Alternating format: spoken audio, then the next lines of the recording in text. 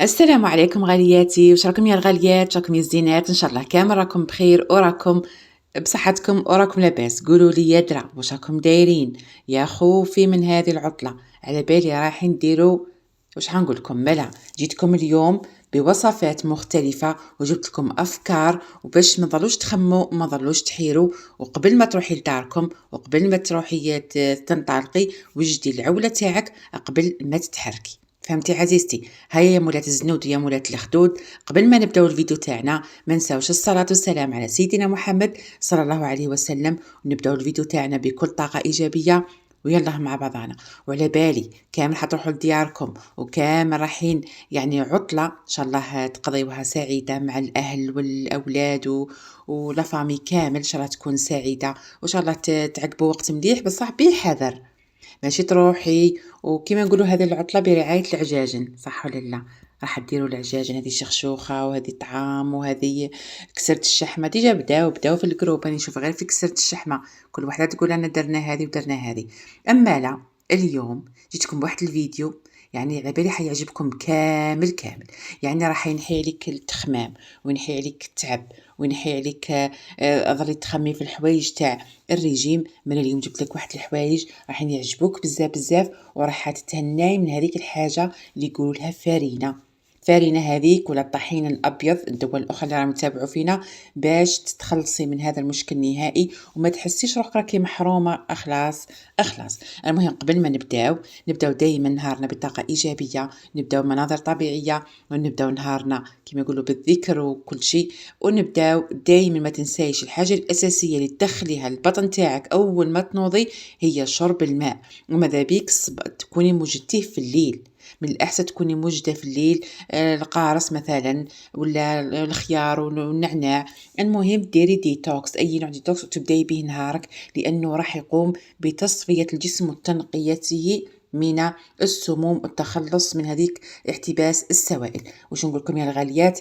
شويه اراده شويه كوراج. يعني ما عندي ما نقول لكم في هذا الفيديو جبتكم سلسله تاع مخبوزات صحيه، هذه واحده منهم. المهم تبعوا حتى الاخر، حطيتها لكم كاقتراح تاع الفطور. ودوكا كملوا معايا الفيديو، راح ندير لكم وصفات تاع مخبوزات صحيه باش ما تقوليش انا راني ريجيم كذا ما ناكلش الخبز وهذاك الحب العاطفي هذاك تاع الخبز. دوك شوفي كيف نوري لك فتخلصي منه بكل بساطه. ومحلاها القهوه كي تطلع لنا هذيك القهوه وريحتها، واش نقول لكم؟ ولو راكي ما كيش تشربي قهوه، ولو ما كيش من محبين شرب القهوه، بصح كي تشميها خلاص، صح ولا لا؟ شوفوا هذا الخبزات اللي درتهم راهم خبزات كيتونيين بامتياز. تاكليهم في الصباح، انا درت غير وحده تقدري تاكلي حتى 4. يعني واش نقول لك؟ صحيين باتم معنى الكلمه. دوك نحط لكم الوصفه درك في هذا الفيديو يا بعد السنه وبركه البنات. ودرت انا معاهم نص حبه تاع تفاح ونص حبه تاع تشينا يعني برتقال. هذا مكان حاجه سهله ومع مغرف تاع رب التمر، يعني حيتماشى بزاف مع هذو الخبيزات اللي درتهم لكم. يعني ما شاء الله. هنا حبيتي تدخلي الفاكهه مع الصباح، حبيتي ما تدخليهاش خلال هذه العطله. حبيتي انا درت معها قهوه اي قهوه تحبيها انتيا. انا درت القهوه هذه الخفيفه، قهوه الهندباء شيكوري دوبل ميكس، يعني هايله بزاف وخفيفه. انا عن نفسي تعجبني بزاف مع ناتور مليح ثاني في الفطور مع هذيك الوصفه البنينه. ما عندي ما نقول لكم روعه يا البنات. تتبعوا معايا الفيديو دوك تشوفوها كيفاه نديروا هذه الوصفه، يعني حتستغربوا من المكونات راح يكونوا فيها. المهم واش نقول لكم يا الغاليات، تبعوا الفيديو حتى الاخر. شوفوا يا البنات، انا وصلتني واحد مجموعه من لي فارين. واش نقول لكم؟ رايحين تتهناو، رايحين تقولوا راح ما ظلي تشري ما ظلي ترحي، وحده عندها رحايه وحده ما عندهاش وحده.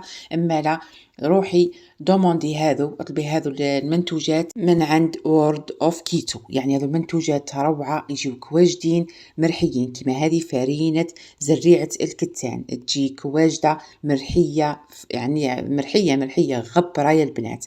زيد ثاني عندك مسحوق زريعه اليقطين، وكما تعرفوا الفوائد الكبيره تاع زريعه اليقطين يعني لا تعد ولا تحصى يا البنات. يعني هذه الصفحه راح نخلي لكم الارقام، نخلي لكم لكم رقم الهاتف، ونخلي لكم صفحتهم والانستغرام تاعهم والتيك توك تاعهم في صندوق الوصف. اللي ما تعرف صندوق الوصف اضغطي برك على العنوان يخرج لك كامل التفاصيل. وشوفي هنا فرينة جوز الهند اللي نستعملوها بزاف بزاف بزاف في الريجيم تاعنا. فهمتوا يا البنات؟ هكا راح تتهناي وراح تتخلصي من هذيك الفرينه وديري بزاف حوايج. وهذه فرينه السمسم ثاني من عند وورد اوف كيتو. يعني ما عندي ما نقول لكم، منتجات رائعه يوصلكم حتى لباب الدار. يعني علاه ندير لكم هذه المنتجات؟ باش نسهل عليكم يا البنات. وكما هذه قشور بسيليوم ولا كما قشور القاطونه، يعني هذا روعه لست الشهيه، فوائد كبيره بزاف، تنحي الامساك، يعني راكم تشوفوا بعينيكم. الإمساك المزمن يساعد في علاج وجع المفاصل، يخفض الحرارة المرتفعة، يعالج القولون العصبي، يقضي على الصداع بأنواعه. يعني وش نقول لكم، أو كل شيء قدامكم روعة روعة هذو المنتوجات، ويوصلوكم حتى لباب الدار. وتبقى هذو الحوايج يقعدوا لك مدة طويلة، ما تقعديش حايرة راح نشري زريعة مثلا اليقطين السنة ولازم نرحيها، ما عنديش رحاية كذا وكذا. اما لا جبتهم لكم واجدين. دوك انا درت لكم شويه تاع مخبوزات بهذو المنتوجات. وتبعي معايا الفيديو حتى الاخر باش تستفادي. الفيديو صح جا شويه طويل، كنت راح ندير لكم بزاف حوايج هذا الفيديو، بس راني اختصرت على قد ما نقدر باش ما يجيكمش طويل بزاف. فهمتوا يا البنات؟ راني نقصت فيه. المهم المره الجايه خير، انا كما نقولوا ان شاء الله ربي نبقاو دائما مع بعض، دائما ندير لكم هكا حوايج اللي رايحين تستفادوا ان شاء الله. والايام جايه راهي كاينه ان شاء الله. وبالمناسبه بعد هذه المنتوجات راح نجيب لكم واحد المفاجآت من عند هذه الصفحه يا بعد وورد اوف كيتو. يعني راحين تتفاجئوا ان شاء الله الايام الجايه. هذه الصفحه ماشي غير اللي فارين فيها، عندها بزاف منتجات، بصح استناو مفاجاه في الايام الجايه ان شاء الله. شوفوا هنا جبت هنا لي بواط ولصقت كل شيء هكا من فوق هذه التيكيات هذوك تاعهم باش ما يتخلطوليش يا البنات. وهكا نقعد نستعملهم بكل بساطه. كل ما نحب نخدم خبز ولا راح نستخدم بكل بساطه وننظمهم. وهكا ما كيش راح تحيري ولا تروحي تجبدي الفرينه هذه وديري هذه. نوعي راني درت لكم في القناه انواع بزاف تاع الفطور، انواع بزاف تاع المخبوزات، انواع كيفاه تقدري تنظمي حياتك بدون ما تحيري. هيا حبيبتي مولات الزنود ومولات الخدود، نبداو اول وصفه تاع الخبز. شوفوا هذينا فرينه جوز الهند كما قلت لكم. يعني كما قلت لكم تقدروا تطلبوها من عند وورد اوف كيتو، كلش راهو واضح. نخلي لكم الارقام، نخلي لكم التيك توك تاعهم، الصفحه تاعهم والانستغرام تاعهم في صندوق الوصف. واش تحتاجي منها؟ تحتاجي 50 غرام. تعرفي هذه 50 غرام راح تديلك شحال من وحده، يعني شحال من قرصه هكا صغيره تاع الخبز. هذا الخبز نوع مختلف، بس انا كي جربته هكا ودرت له الملح فقط.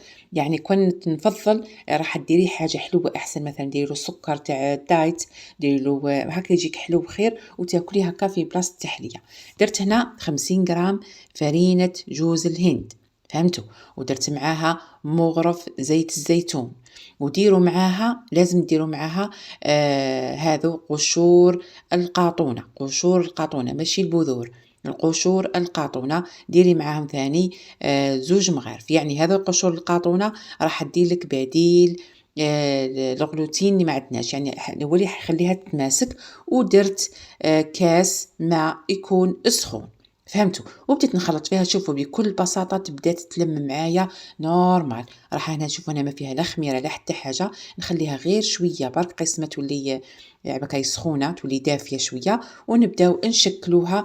يعني اسهل من هذا الخبز ما كانش. كما قلت لكم انا بعد ما ذقته نفضل يكون ديروه حلو، يعني نديروه بالسكر تاع الدايت ولا، وتاكلوه هكا في السناك في الفطور. وتديو كما قلت لكم دوك تشوفوا القرصات اللي درتهم صغار بزاف يا البنات. تحبوا ديرهم شويه كبار تقدروا، انا درتهم غير كبار بهذا المقفال ولا اي مول عندك. ودرتهم بهذا الشكل بهذه الفرينه. واش نقول لكم روعه يا البنات. انا درتهم غير هكا صغار، حبيتي تكبري على هكا نورمال. المهم وساهلين في الحله نتاعهم، ما يفزدوا ما والو. انا مهم نحاول دائما ندير هكا كميه صغيره، نديرهم صغار باش ندي كميه اللي تناسبني. تقدري تدي حتى 4 قرصات من هذو وتاكليهم نورمال، يعني راح تعجبك بزاف بزاف بزاف. المهم باش كي طيبوها تقعد 30 دقيقه وتقعدي تقلبي فيها حتى تحصلي على هذاك اللون البني اللي يجيك من فوق. فهمتيني؟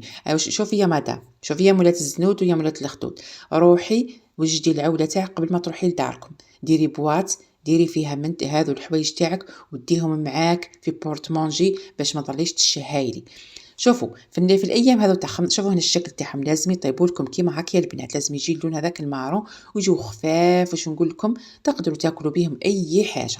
فهمتيني؟ هذه الوصفه الاولى، وان شاء الله نديرها لكم كل وصفه وحده في الايام الجايه. زيد تاني عندنا هذه الوصفه اللي نحبها بزاف وما تجي كي الخبز العادي.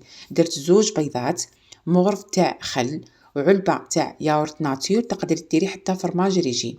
درت هنايا علبه تاع زبادي طبيعي اللي راهم تتبعوا فينا، ودرت 2 مغارف ولا 3 تاع زيت الزيتون هكذا، ونخلطوا كلش مع بعض. ما تنساوش الملح يا البنات، الملح عندكم ديروه من السوس برك. فهمتوا؟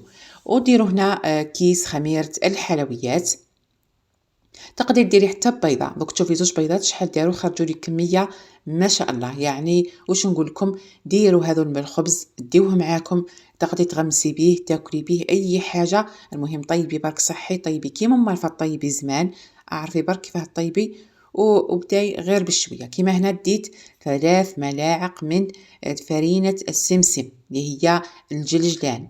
هكا خير ما تروحي تشري وتضلي ترحي وما عرفوشي، روحي هكا يجيوك واجدين غير كل شيء يجيك ساهل. راهم كيما قلت لك راح يوصلوهم لك حتى الباب تاع الدار. هنا درت ثاني 3 مغارف تاع، ما درتهمش بالميزان باش ما تقوليش الميزان وما عرفوشي. درت لكم هنا تقريبا 2 مغارف بومبي تاع فرينة بذور اليقطين، ثاني مرحية وواجدة وقاضية حاجة ما تظليش تتعبي. وعندي هنا ثاني حوالي 3 مغارف تاع فرينة بذور الكتان. يعني نقصت عليكم يا البنات وما درتكمش بالميزان، يعني حاجه سهله خلاص. وهنا في هذه الوصفه راني ما كثرتش عليكم اللوز وتقولوا ما عنديش امكانيات وكيفاه ندير وكيفاه، راني ما كثرتش عليكم يا البنات. وضفت معها حتى حوالي 50 غرام، يعني 3 مغارف تاع فرينه جوز الهند. فهمتوا؟ درت معها حتى فرين جوز الهند وجات ما شاء الله. راني جبت الميزان، حبيت نوري لكم فرين جوز الهند كي نوزنها شحال تكون. هنا درت مغرف، انا 2 يعني ما درتهمش كيما نقولوا بومبي، درتهم كيما نقولوا ممسوحين. هاكو تشوفوا جاوني 2 مغارف سوا ماشي بومبي. هذه هنا فرينة جوز الهند، هنا حوالي كيما جاتني هنا تقريبا 2 مغارف. ومن بعد هنا شوفوا اللوز مرة ندير كمية كبيرة حوالي 100 غرام. هذه المرة ما درتش بزاف، يعني درت حوالي 3 مغارف فقط. كي توفروا لكم هذو المنتوجات ويكونوا عندك في الدار، ديري شويه منا شويه منا شويه منا، راح يقعدوا لك مده طويله. وزيد نتيا بقدر راكي ديري في الريجيم، راكي ما كيش حتحسي بالحرمان اولا، راح تحسي بالشبع وراح تاكل تقولي راني ناكل مع العائله نورمال.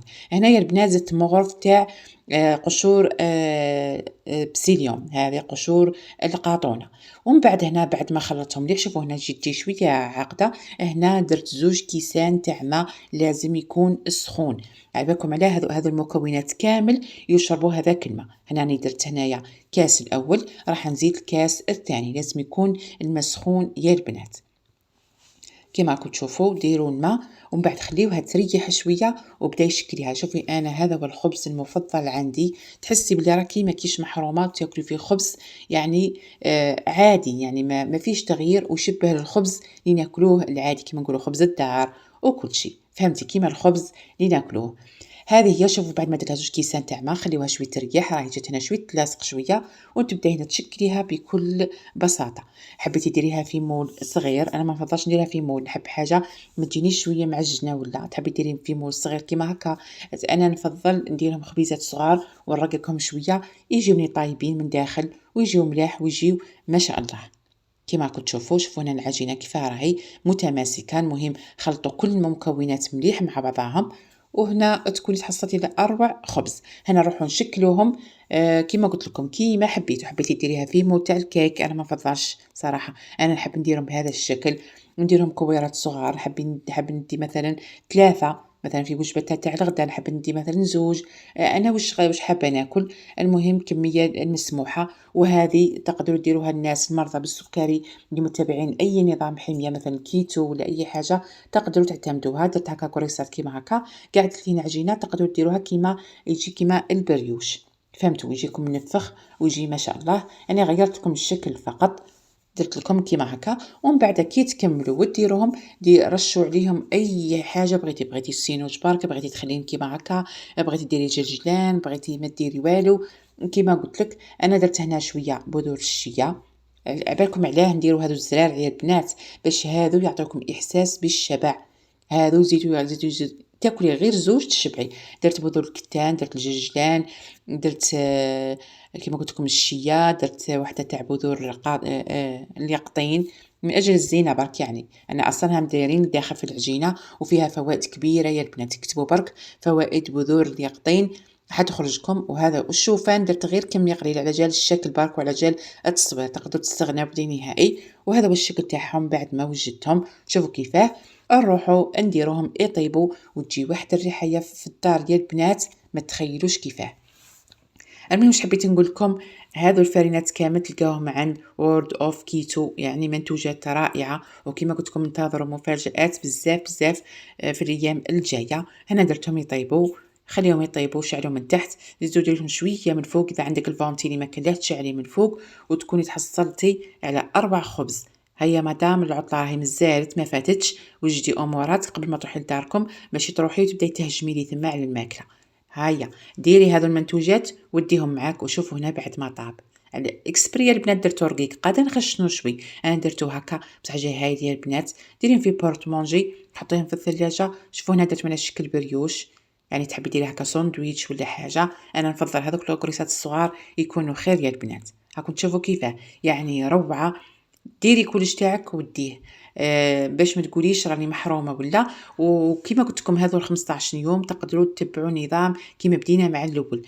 ديري كل يوم عندك نشويات تدي كميه المعقوله. مثلا ديروا شخشوخه ادي 5 مغارف، درتوا الطعام ادي 5 مغارف بلا ما تبالغي، فهمتي؟ واذا شتي اذا كان كنتي فحله وكنتي كوراج راكي تدي هذا الخبز تاكلي به اي حاجه درتوها، وتكوني تحصلت يعني حافظتي على الرجيم تاعك وتلقي روحك ما زدتيش في الوزن. وهذا هنا اللي درتهم كيما هكا، تقدروا ديريهم ساندويتش ولا اي حاجه.